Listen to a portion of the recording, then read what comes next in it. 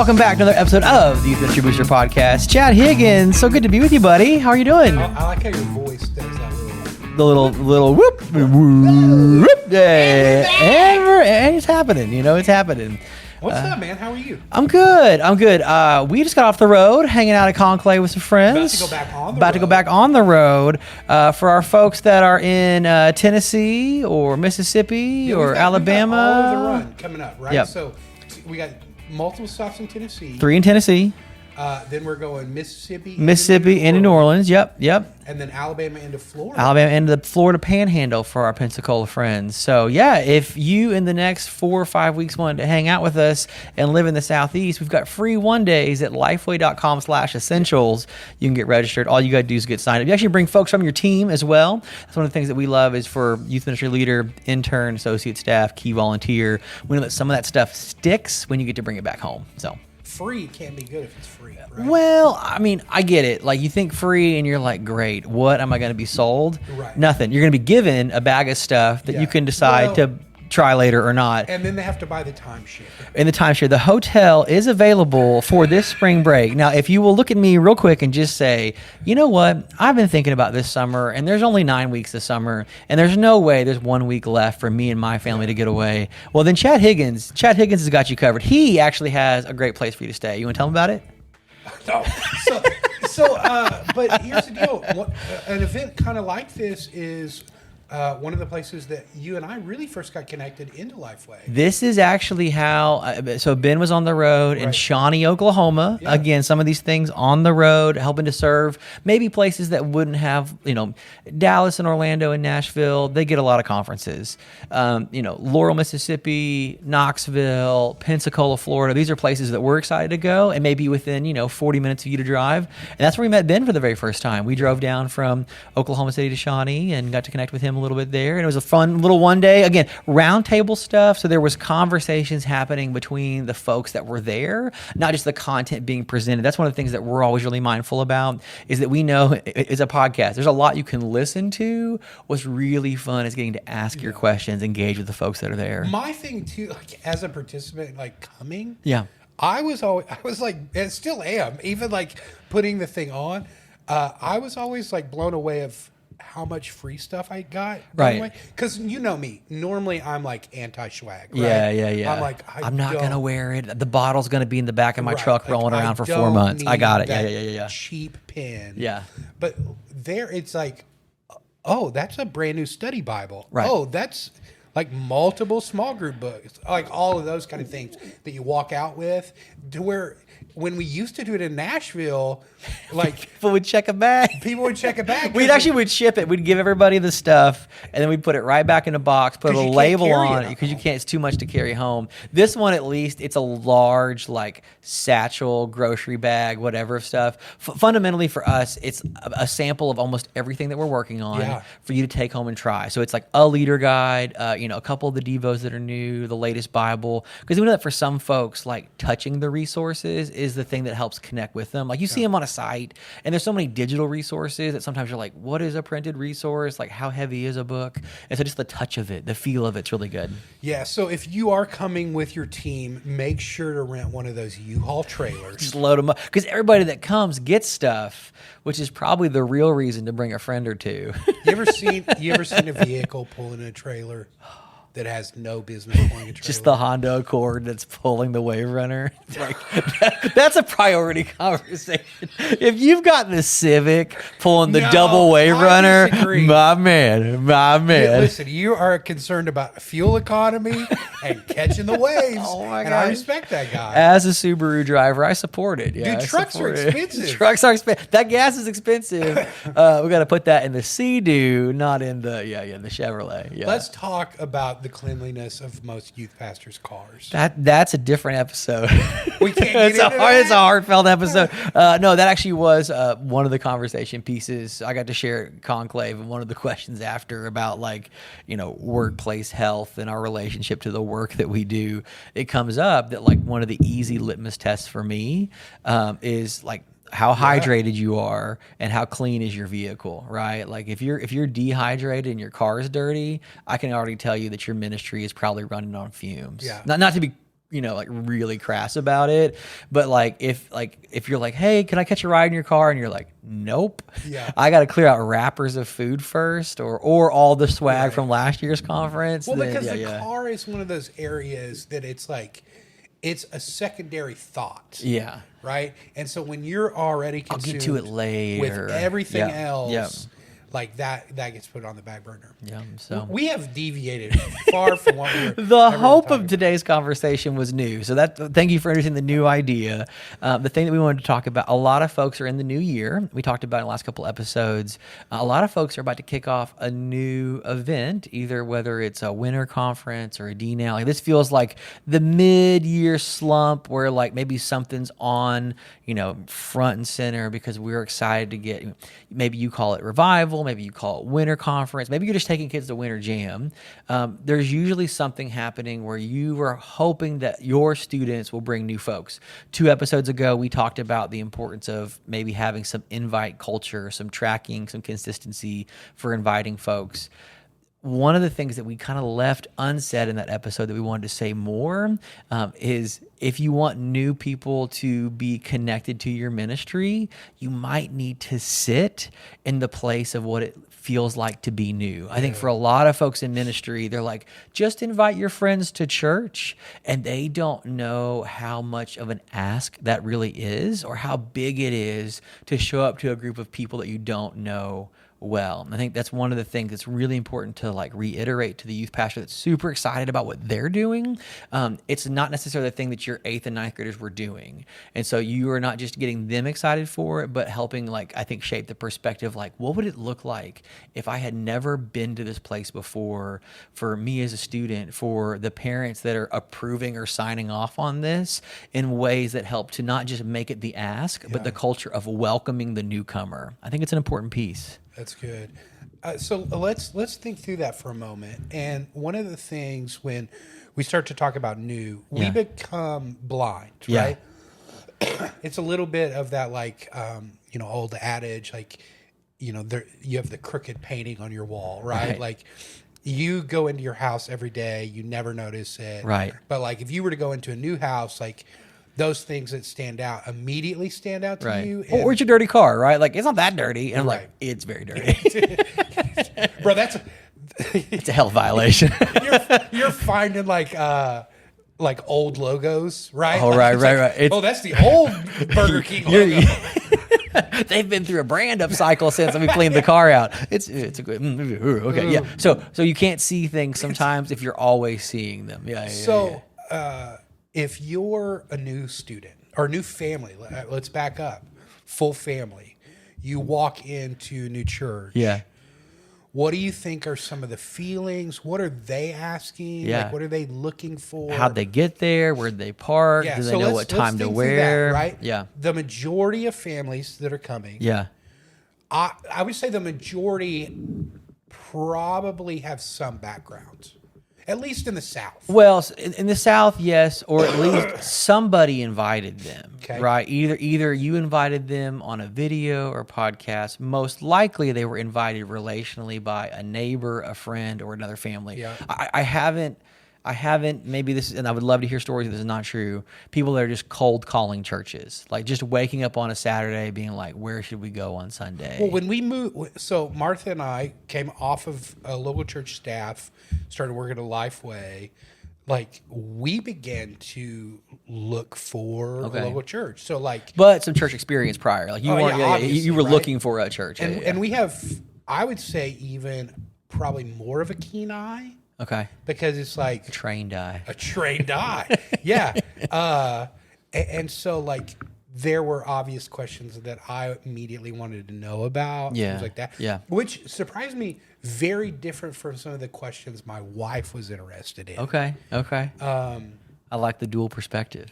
Yeah, like, and I mean, not that she didn't care about any of the stuff that I cared about, but like much less so. Yeah. On some of the things. You're like, these Connect cards don't fit this rack mount. She's like, I don't care. The coffee's stale. I don't care. No, and I would say because I was on church staff, so that was a thing too, though. Because I've been on church staff, many of the things that I had worried about, right, like things like that, as somebody coming into the church, I could care less. Yeah. Okay.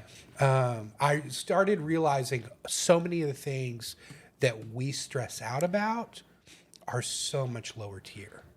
Okay. Because for us, not knowing anyone, relational connection was like paramount. The thing. Yeah. And so it was like, can I get to know someone, right? Who will I get to know? Where? Yeah, not just the signage and what that all matters for like guidance and direction and parking lot. But it's not about having parking lot attendants for processes. It's about having parking lot attendants because you need to see a person, sure, and not just have it. The best sign is a person with directions, right? Well, and you're trying to like, you are trying to figure out like, will someone talk to me? Yeah.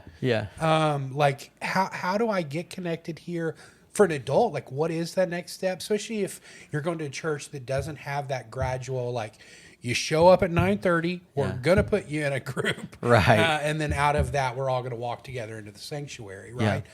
So many of the newer churches, it is like small group throughout the week and homes, those kind of things. Yeah.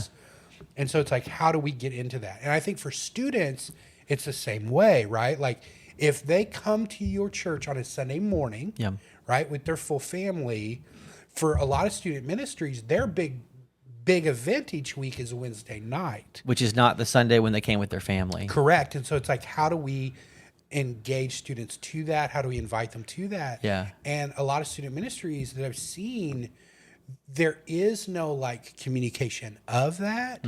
In that event or in that space. There was no way to meet a parent on Wednesday so that when you came on Sunday, because your student was having a good time midweek, to get those connection points. Well, like even like a card. Is there an invite card? Like those are simple things. Like if we want to think through, right? And being a well-organized, entity or group, if somebody walks into your door on a Sunday morning or a Wednesday night, right? Yeah. Let's say just the student shows up. Well, one of the biggest ways to impact that student's life is to connect with their whole family. Yeah. So how do we make the invite, right? What are our strategy of, we have a brand new student on Wednesday night. Okay, now what is step 2 and 3 of connecting with mom and dad? That's good. Getting mom and dad plugged into a small group, those kind of things. And I think a lot of times we get so busy in just running the program that we don't think about where the program is on helping people get connected. So the thing that I would share, and some of this comes from one of the churches that I served at, that really emphasized language. I think language really matters. As a kid that grew up in a First Baptist church, we use visitor as a lot. The joke was like, visitor from where, right? Like it was always like, who are these aliens visiting in? So like the modification, like the late 80s, 90s was guest. You're a guest, you're welcome. One of the things that I think is important is how we talk about folks who are new.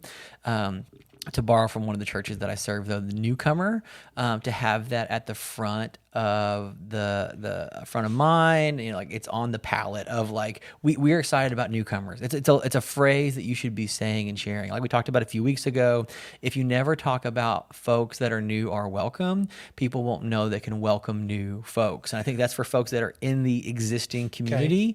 If you don't have it be a part of your natural like welcome, announcement, speaking, habit, talking, they're going to assume that everybody here knows each other. When you announce that there are folks in the room that may not know each other, that helps the folks like, oh, I'm one of those. I don't know. Like I can find the identity or the affinity that like there are other folks feeling the newness too. Because when you walk in, the first thing that when you're new, you probably feel like is, I think I'm the only new person here. Right. Unless the language is giving that like, newcomers are welcome here. Newcomers can sit in this section. We have a free gift for newcomers. Like there's like this like language around like you are here and welcome. So the language matters. And that's a training part for your existing community. It also helps when you have groups that the language that we use is that we are mindful of new folks.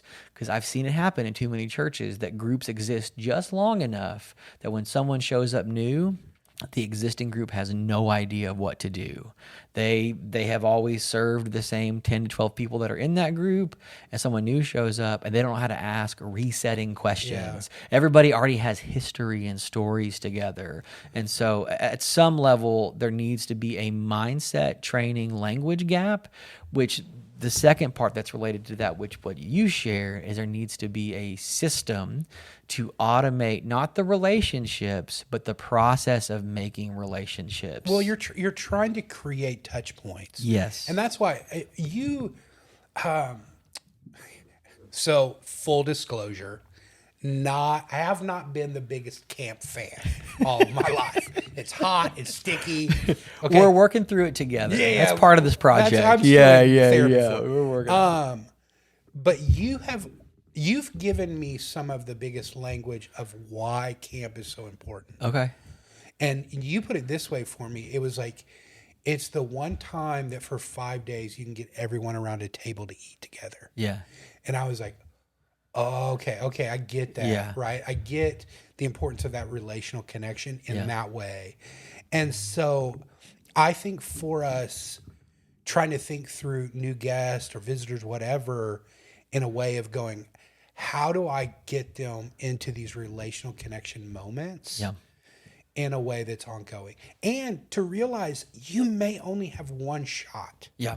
Right? Like, if they roll in one Sunday morning to check everything out, do they know where to come next if they were going to come back? Right. And I think that that's a missed piece of like, and I'll be honest, the date and time inside of your bulletin is not that. It's not enough. And so it's like, if that's the only invitation somebody has, then good luck. Yeah. I think there needs to be like a relational connection invite to it that's more than that. I'll say this too. I think we have to be mindful of the intimidation that for many people they have of like coming into a Sunday morning group for students and feeling like I have no idea what they're talking about. I'm in over my head, all of these kind of things. And so being mindful of that, not that we want to like dumb everything down, but just to be aware that like for so many people trying to get in, it's already hard. And what are we doing to like to help that be as easy as possible? Because we don't want to just start the car at 35 miles an hour and yell, everybody hop get in. Get in. Yeah. Well, so one of the guys that came to wrecking a kid on the fender, you know what I mean? Helped our church staff a few years ago, said that every doorway is a chance to say yes or no. And so whether it's the car door to get in, the car door to get out, and we laugh because the entryway at the church I was serving at here in Tulsa, the main entryway actually has like 3 sets of doors because it's like the portico, the hallway, the main entrance door. It's for security and fire safety. But we joked it was like, that's 3 big yeses just to get in the hall. And so I think for a lot of us, a couple of families camping out. They're just like, we're not ready yet. They're just, they're in the atrium waiting. Like maybe next week, guys, maybe next week. But I think for a lot of us that like, we just, we plop our stuff in, we throw our coats on the couch. Like, we live here. It's like house. And that's the same, I think, as some of those questions too. I mean, if small group ministry is a part of your first stop, your first invite culture, man, those questions have got to be organized or scaffolded in a way that those first ones feel like I can wade into it. Like it can't just be like, what do you think about the theology of the pastor's sermon? My name's Jeremy. Like it's like theology. What does that mean? Theology. Like, and I think that's one of the things, and we talked about it with our booster members this year as part of some of these like old school '90s relationship building things. Like, I think we've all been doing ministry just long enough that we've forgotten some of it. That's why I'm really thankful. There seems to be a surge of folks that are brand new in student ministry that can help remind some of us some of these things to ask and do. So that was one of the things. This whole conversation. Our team that's been working on hi-fi. Yeah. That was the thing that excited me. It's like a philosophical question. That excited me the most of when they're dreaming through, like, what do we think that some churches need? What is the new what is the new need? And so like one of the kind of the key principles inside of hi-fi is that entry point for your new, right? Outsiders to become insiders. Yeah. Man, over the years, I've worked with so many students, and even students that have been around the church for a long time. Yeah. I mean, we've all been there. You've had the ninth grader that's been there since they were 3 years old, and you ask them what you feel like is the basic biblical question, and they're like, I have no idea. I don't know. And you're like, we literally talked about this last week. Come on, get it together. It was You're camp. making me look bad. It was the camp theme. Yeah. But Moses? Yeah. Nope. that's One wrong. was Noah, but nice. Nice. Same guy. It's fine. It's fine. Same guy. But helping them have an entry point where they don't feel isolated. Yeah. And being able to think through, like, okay, if we're dealing with a biblically illiterate generation, how do we help not start at 35 miles an hour, but start at a place where it's relational, it's thoughtful in that kind of way that I think is really, really good. And so whether it's hi-fi or whatever, that like we're thinking through how to do that and how to connect students in a deeper way. Because you and I have both seen students that have grown, and many of them that are like now youth pastors. Yeah. I got a whole slew of kids that are now in ministry that when I first met them, I'm like, concerned. This kid may burn down the church. And I still think that about some of them. I don't think you need keys. Yeah, you're fine. Yeah. We'll let you in. Yeah, it's good. It's good. Yeah. But the idea of the turning point is when they really started feeling that connection. Like, okay, so case in point, you just made the statement, we walk in, we throw our coats down. It wasn't until like later high school that I ever really felt that in the church. Okay. Like growing up younger, like it felt awkward. Yeah. Like it just did. Yeah. Like you'd walk into a church and like some old guy in a suit like touches you on the arm and he's like calling you brother and stuff. Hey, like, brother. And then they're handing out candy, which breaks all the rules, right? Like I get it, Irvin. You hand out Tootsie Rolls to everybody, but we haven't met yet. Yeah. And so like those kind of weirdnesses that we don't think about. Yeah. For some people, they're trying to go, okay, can I fit here? Do I want to wake up every Sunday morning and be here? Do I want to give up my Wednesday night that is the one night of the week that is somewhat slower or whatever? May not even be. Yeah. And it's like, I think sometimes we take for granted the sacrifices that some people make because we have to be there for everything. Well, and again, whether you're staffed or you've just been so entrenched that you just always go. Again, I'm going to speak as a church brat that would always go. I would always go. That was the thing that we always did. And it was never a decision point of if we were going to go or not. Yeah. And I think that's that's the barrier that's exciting because it means there's a discipline there of like, we believe in this, even if it's not good. And I get that there's a tension for youth pastor. It's like, I don't want to just try to create a circus every week that like entertains the kids. It shouldn't be that. It shouldn't be that. It feels like that if you think that's what got them there. The thing that I hope that you would hear that we're trying to say is that it was the relational connection point, right? Like that's the thing more than any automation or rack card or screen or text campaign.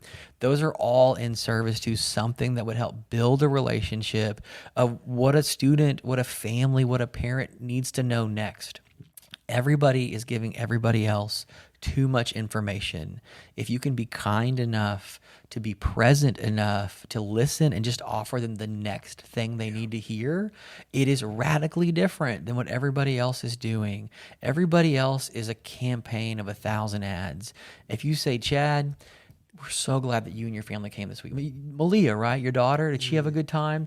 Well, come back next week if you like. We're actually going to do a cool thing where like we have a bunch of bubbles. It's bubble night for us. I know that's really silly, but it is kind of a special thing we'd love for you to come back for. Well, and that's it. Yeah, the thing too is I think sometimes smaller churches are like, well, we can't afford to we can't compete. And I'm like, bro, you've got something that the larger church only wish they could have. They're trying to like organize in a way to get to where you are. Correct. Because you can actually, you're small enough to actually know. To be known. Yep. And to be able to, because let's be honest, you don't have 9 new guests every Sunday morning. Right.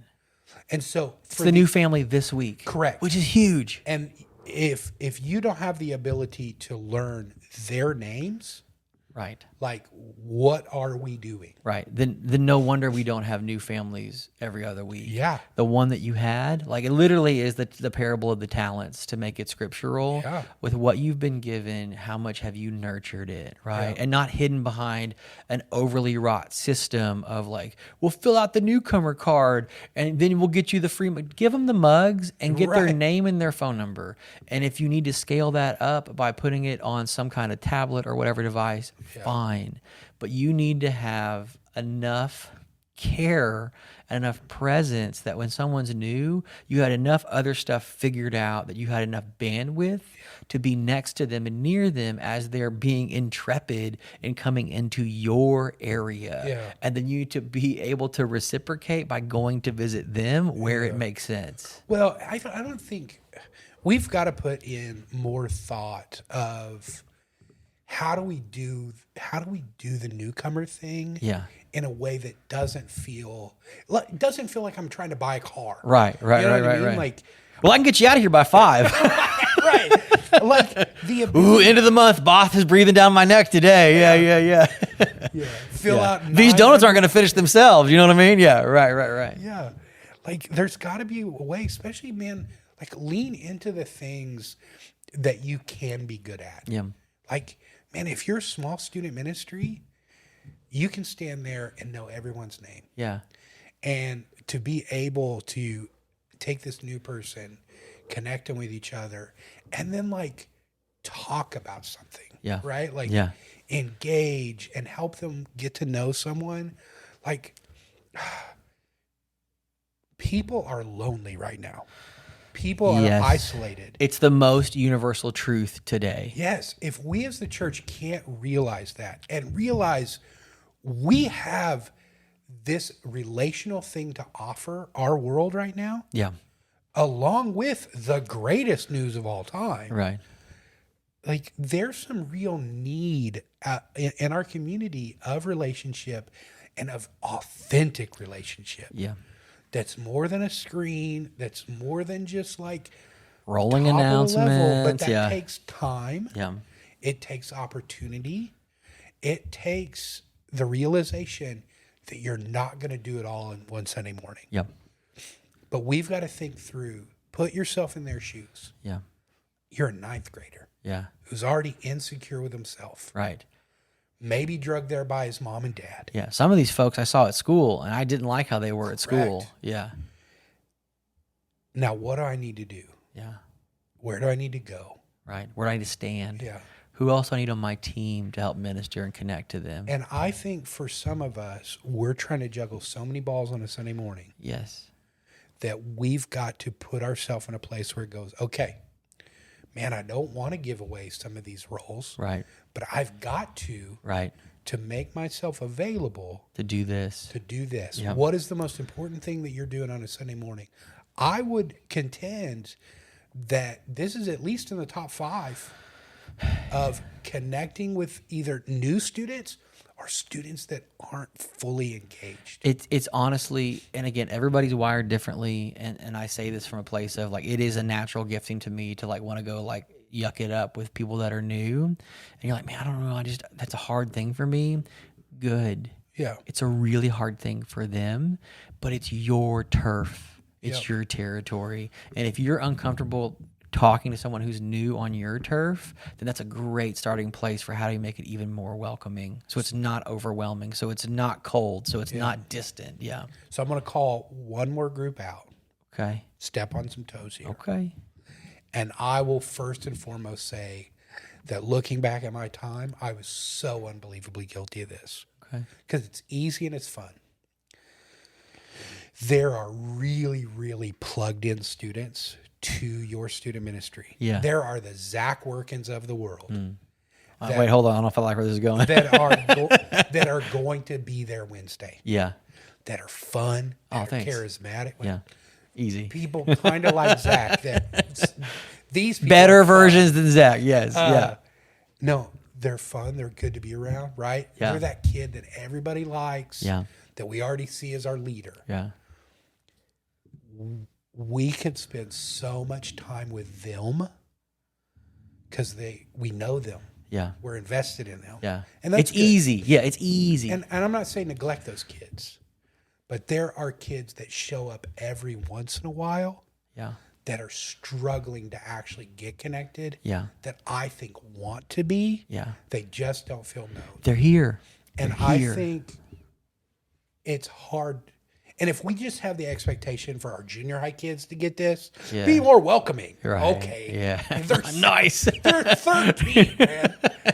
Like, you're an adult. Yeah. Like, you're an adult called to Don't pawn this off on a hospitality team. Yeah. This is modeling 101. This is imitation disciple making 101. Well, and we've talked a lot about like culture, right? Culture is top down.